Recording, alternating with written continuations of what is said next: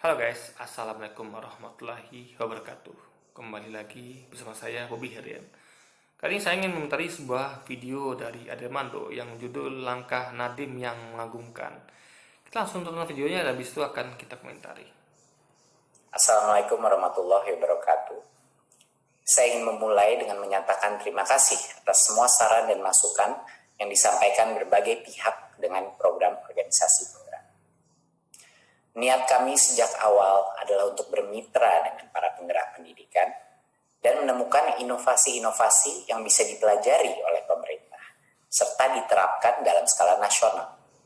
Itulah makna dari program POP, agar Kemdikbud bisa belajar dari masyarakat pergerakan pendidikan. Hanya satu misi program kami, mencari jurus dan pola terbaik untuk mendidik penerus negeri ini. Gini guys, masa sih sebagai Menteri Pendidikan nggak punya pola guys? Jadi berarti dia nggak punya konsep yang matang, konsep yang bisa dia pakai. Dia masih mencari-cari lagi gitu guys. Ini kan sebenarnya kan berarti kan dia nggak siap untuk itu. Ya kita belum saya lupa nih. Soalnya sebagai Menteri Pendidikan ya dia soalnya juga siap gitu. Dia sebenarnya punya konsep, punya punya jurus sendiri lah untuk mengatasi ini. Paling cuman dia cuman mendengarkan masukan, tapi tidak mencari-cari lagi guys gitu. Di sini jelas beliau tidak punya konsep yang matang dan itu banyak diprotes warga. Jadi banyak yang mengatakan ini di mana ini HP-nya, ada yang nggak pakai punya HP, pinjam laptop teman, pinjam laptop kerabat, HP kerabat, ada lagi yang punya kuota, ada lagi yang punya sinyal jaringan di tempat kecil gitu. Ini banyak masalah guys gitu. Nah soalnya Mendikbud punya konsep jelas tuh ini, bukan lagi cari-cari gitu, karena mencari-cari berarti anda buktikan anda tidak punya gitu. Orang yang mencari adalah orang yang nggak punya konsep guys. Video ini hanya untuk mereka yang punya logika. Bagi yang tidak punya logika, skip aja. Sulit rasanya untuk nggak kagum pada Nadiem Makarim. Buat saya, dia adalah contoh menteri yang excellent. Terkait dengan kontroversi program organisasi penggerak POP, dia itu dengan rendah hati menyatakan minta maaf. Dia menyatakan pemerintah ingin belajar dari organisasi-organisasi masyarakat untuk mencari cara Kalau untuk minta maafnya kita akui, kita apresiasi. Berarti beliau mau mengakui salah itu.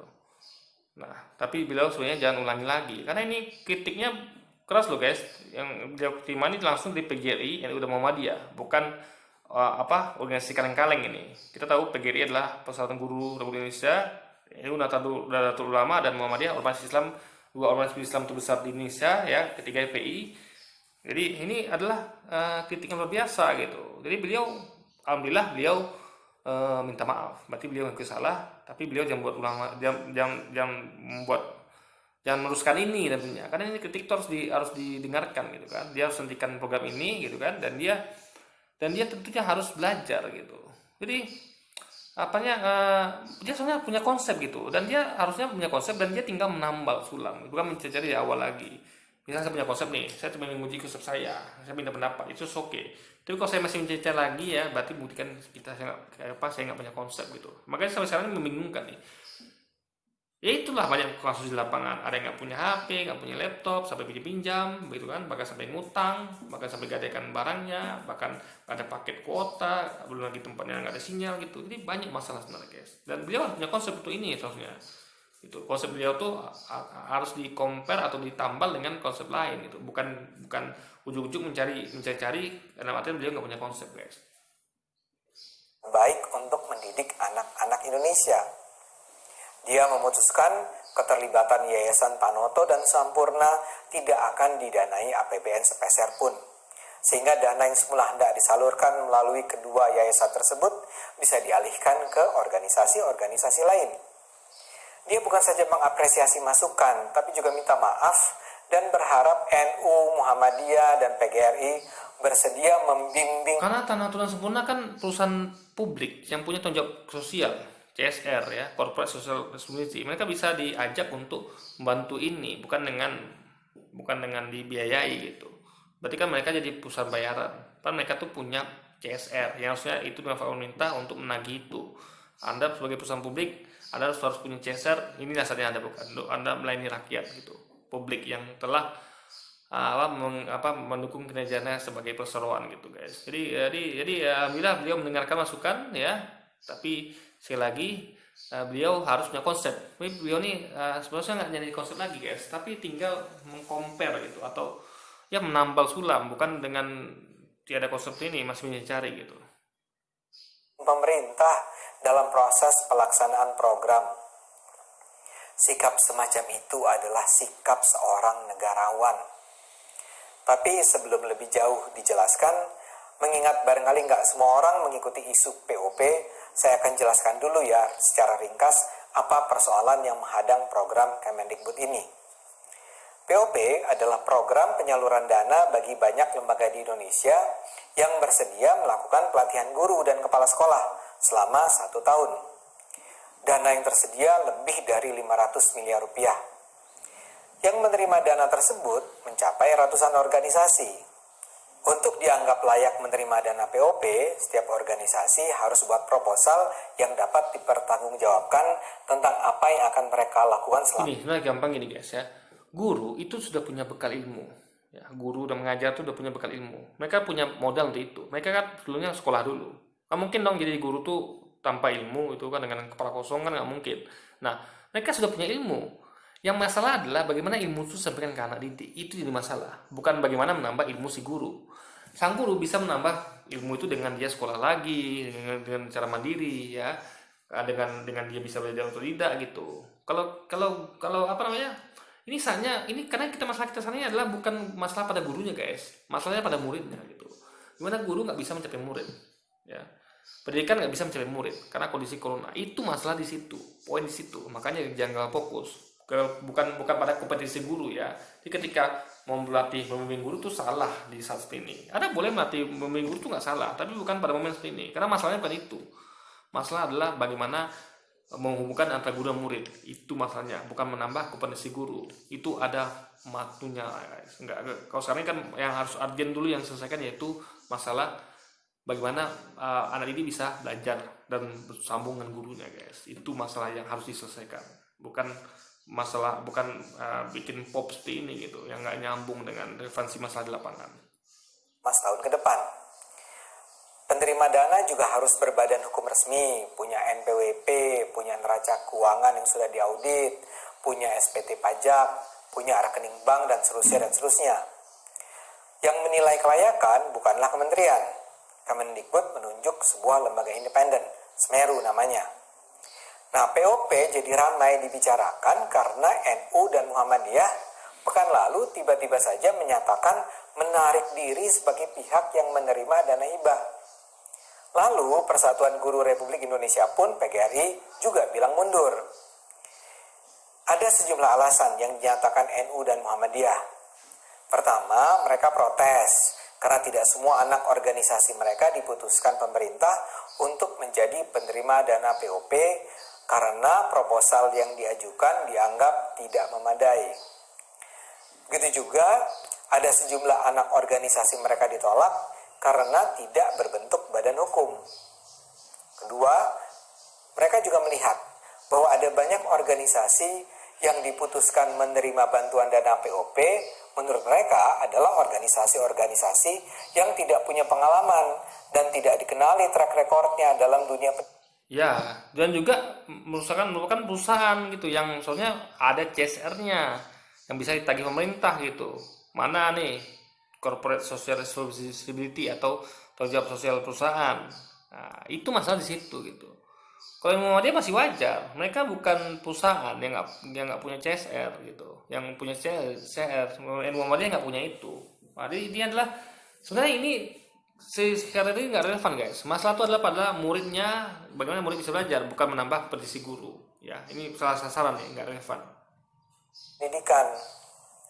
Dan keberatan terakhir yang mereka ajukan adalah terpilihnya Yayasan Panoto dan Yayasan Sampurna, dua yayasan yang berada di bawah konglomerat terbesar di Indonesia sebagai pihak penerima hibah. Menurut mereka, kedua yayasan itu seharusnya tidak menerima bantuan, melainkan justru memberi sumbangan untuk dana POP. Kayaknya sih NU dan Muhammadiyah itu tidak terima. bahwa sementara banyak anak organisasi mereka yang berpengalaman selama berpuluh tahun dalam dunia pendidikan ditolak hanya karena alasan proposal dan ketidaklengkapan persyaratan Ya, dokumen. seharusnya kan dibantu seharusnya ya. Karena kan intinya adalah kompetensi. Cuman dokumen ini kan bisa dilengkapi gitu. Gini guys, kalau ada yang institusi yang mumpuni, yang berkualitas, yang apa istilahnya itu memang bagus tuh itu, ya bantulah lengkapi syarat dokumennya, bukan dengan ditolak lalu diambil orang apa lembaga yang nggak punya kompetisi itu, bahkan diketahui itu merupakan perusahaan besar yang seharusnya memberikan CSR, bukan malah menerima dana hibah guys. Dana malah dialirkan ke organisasi-organisasi yang menurut mereka tidak jelas dan bahkan kedua yayasan di bawah perusahaan raksasa. Mereka bilang seharusnya terhadap organisasi seperti NU dan Muhammadiyah, pemerintah nggak perlu dong memberlakukan persyaratan proposal dan dokumen yang terlalu ketat. Menurut mereka, pemerintah seharusnya lebih melihat rekam jejak kedua organisasi ketimbang menetapkan persyaratan administratif yang rumit. Nah, halnya PGRI, walau ada kemiripan kritik, tapi sebetulnya keberatan mereka berbeda. PGRI misalnya juga mengkritik keterlibatan Yayasan Tanoto dan Sampurna. Tapi yang nampaknya menjadi keberatan utama PGRI adalah terpilihnya asosiasi guru sejenis yang selama ini memang dianggap sebagai pesaing PGRI sebagai lembaga penerima dana POP. Walau tidak dinyatakan secara terbuka, yang nampaknya bikin marah PGRI adalah terpilihnya Ikatan Guru Indonesia atau IGI dalam daftar penerima. Ini kan Armando menyimpulkan tanpa klarifikasi dari pihak PGRI gitu. Jadi dia ini hanya menduga-duga. Itu biasanya Armando yang selama ini dia terapkan guys. Satu hal lagi alasan yang dikatakan PGRI, walau menurut saya sih agak mengherankan, adalah PGRI menganggap timing penyelenggaraan POP. Tentu, saya juga sampaikan begitu. Karena timing sekarang adalah bagaimana menjembatani antara guru dan murid. Bagaimana menjembatani antara murid dan dunia pendidikan. Ya, dengan membantu guru, bukan dengan memberikan guru pelatihan lagi, enggak. Karena bukan ini momennya. Itu bisa dilakukan ketika momen sudah normal, guys. Ini kondisi nggak normal gitu. Murid-murid banyak yang nggak punya laptop, nggak punya akses internet, ya kan? Nggak punya sinyal gitu. Jadi intinya adalah masalah itu bukan diselesaikan dengan pop seharusnya, tapi solusi bagaimana supaya menjembatani sehingga murid didik itu bisa belajar. Itu guys. Karena saat ini adalah yang bermasalah itu adalah yang perlu kita pikirkan adalah mengenai didik, bukan gurunya gitu. Ini tidak pas. Jadi menurut PGRI sebaiknya program ini dilakukan seusai era pandemi COVID. Betul. Sekarang ini kata PGRI sebaiknya dana POP dialihkan pada program-program real seperti peningkatan kesejahteraan guru atau membantu anak didik yang kurang mampu. Betul. Saya sebut agak mengherankan karena kalau alasan timing ini memang ada, mengapa PGRI sempat mengajukan proposal dan bahkan sudah dinyatakan berhak untuk menerima dana POP. Ya itu kan namanya khilaf. Bisa jadi mereka sadarnya belakangan gitu. Jadi itu bukan bukti kan kalau PGRI salah guys. Ada orang yang sadar belakangan, ada yang duluan gitu. Tapi ada orang yang asal sadar. Contohnya Armando. Dia sampai sekarang nggak asal sadar gitu. Poinnya di mana dia masih belum sadar gitu. PGRI alhamdulillah sudah sadar, Muhammadiyah sudah sadar, tinggal Armando yang belum sadar guys. OP. Mengapa baru kemudian menyatakan mundur setelah ada kritik NU dan Muhammadiyah?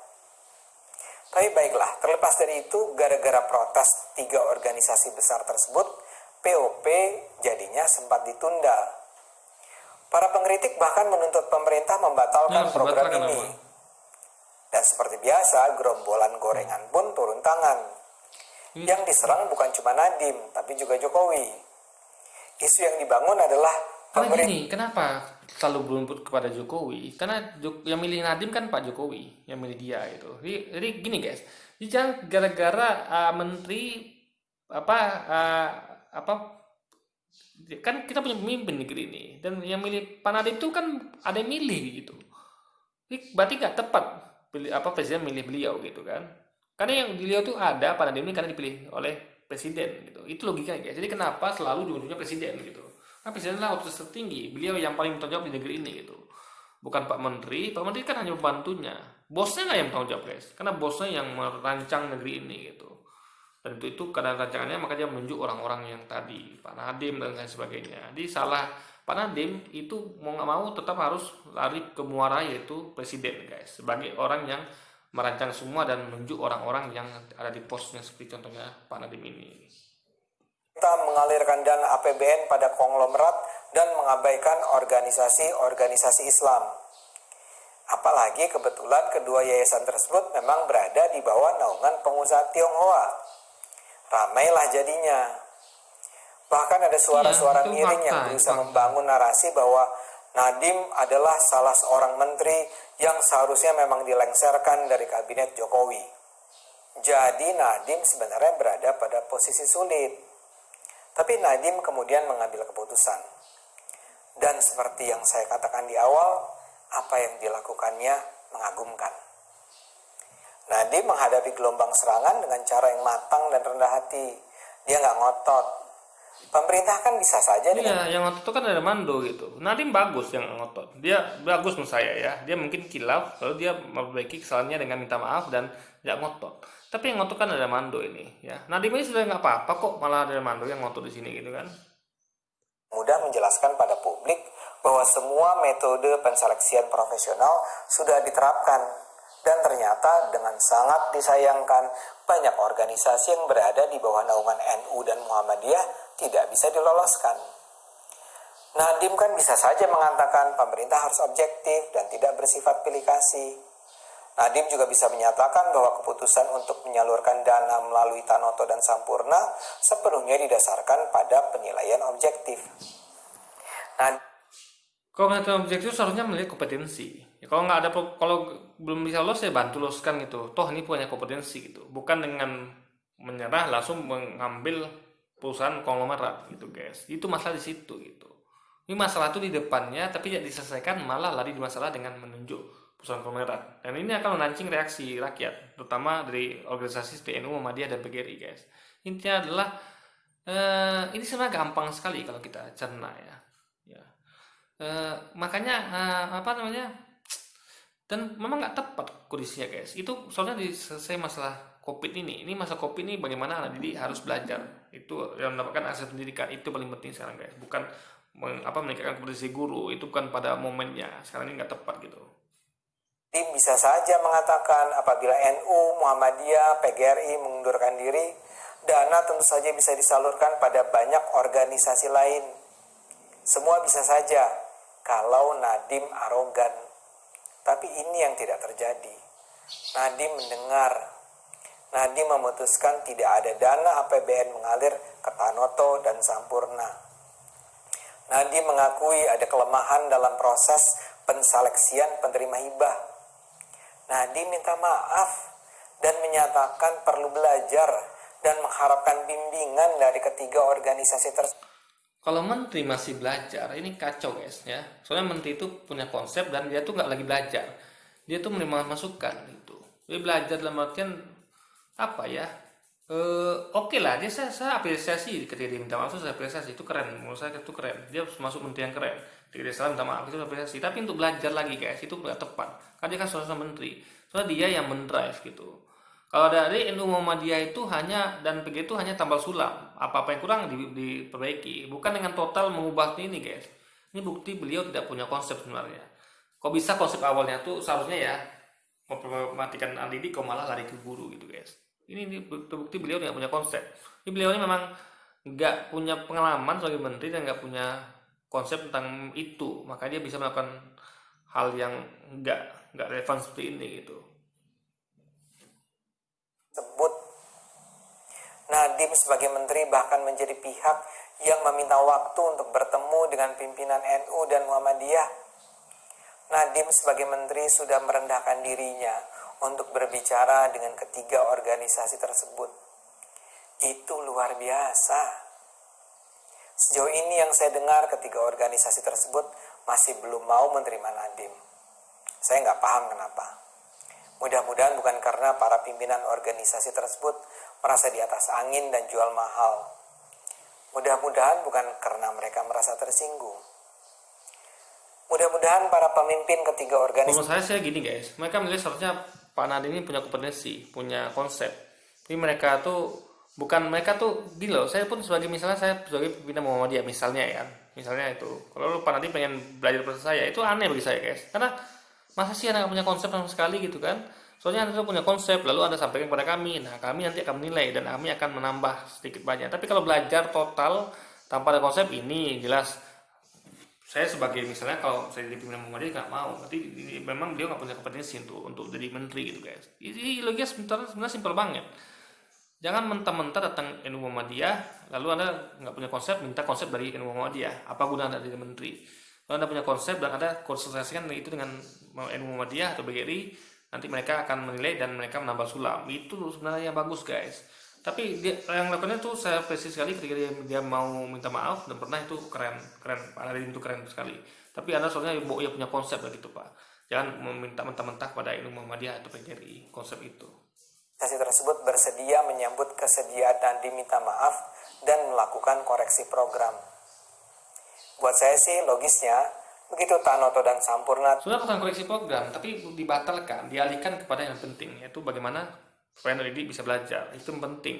Di cancel aja, diganti, ditunda sampai nanti COVID ini selesai gitu. tidak lagi menerima dana APBN, persoalan harus selesai. Paling-paling permintaan tambahannya adalah agar pemerintah memutuskan ada lebih banyak anak organisasi NU dan Muhammadiyah menjadi penerima dana POP. Mudah-mudahan itu saja. Ya kalau itu berarti NU Muhammadiyah menurut saya nggak bijak kalau begitu. Soalnya yang dikritik DPOP ini adalah kenapa kok fokusnya ke guru bukan ke murid gitu. Itu yang kritik. Jadi awalnya udah salah gitu. Bukan lagi masalah siapa penerima dana, itu kesalahan kedua. Kesalahan pertama yang fatal sudah terjadi. Ya, itu harus sebenarnya gitu. Momennya nggak tepat kok malah ini dilakukan gitu. Itu intinya guys. Jadi kesalahan pertama itu benerin. Kesalahan kedua tuh ikutan gitu. Ini bukan malah membenarkan kesalahan kedua, tapi kesalahan pertama nggak dibereskan. Ini tetap aja salah kalau gitu, ya kan? Logikanya adalah dengan membenarkan kesalahan pertama, Anda sekaligus membenarkan kesalahan kedua. Tapi kalau Anda cuma membenarkan kesalahan kedua, kesalahan pertama tidak Anda benarkan. Jadi udah melenceng total guys tibanya. Karena fokusnya adalah pada masalah pertama, yaitu tidak ketepatan program. Terusnya kepada murid malah pada guru guys. Ya. Karena terus terang ya, kalau lebih dari itu banyak orang yang justru akan mempertanyakan ketulusan dan komitmen ketiga organisasi besar tersebut. Masyarakat juga berharap Justru kalau misalnya kalau NU Muhammadiyah tuh meminta agar anak organisasinya tuh lebih banyak menerima, ini jelas nggak konsisten mereka guys. Mereka sebenarnya dari awal ini program nggak tepat dilakukan sekarang pasca pandemi. Itu program ini adalah nanti. Saat ini yang lebih tepat adalah bagaimana anak itu bisa mendapatkan pembelajaran. Subsidi lah, apa mereka punya HP, laptop, sinyal, apa kuota, itu lebih penting agar mereka bisa belajar dari rumah guys. Akan mempertanyakan ketulusan dan komitmen ketiga organisasi besar tersebut. Masyarakat juga berharap pemerintah menerapkan standar objektif dan profesional. NU, Muhammadiyah, dan PGRI adalah tiga organisasi yang memang sudah berjasa luar biasa bagi bangsa ini. Komitmen dan pengabdian ketiga organisasi ini tidak pernah boleh diragukan. Namun pada akhirnya keterlibatan mereka dalam program POP harus ditata sedemikian rupa dengan cara yang akan membawa kemaslahatan sebesar-besarnya buat rakyat Indonesia. Kita harus sadar bahwa yang terpenting adalah bagaimana kita bisa bersama-sama membangun Indonesia yang lebih baik. Semoga kita tetap bisa menilai semua yang terjadi dengan akal sehat. Membangun Indonesia lebih baik dengan cara melabeli orang dengan fitnah-fitnah, radikal, intoleran, teroris, anti NKRI, anti Pancasila, itu kan kada gurun. Itu cara membangun Indonesia dengan akal sehat. Enggak. Itu nggak sehat sama sekali ada Mando, dan Anda harus tobat akan itu semua. Oke guys, jadi mungkin sekian dulu video kita kali ini. Sampai jumpa lagi di video-video selanjutnya. Wassalamualaikum warahmatullahi wabarakatuh.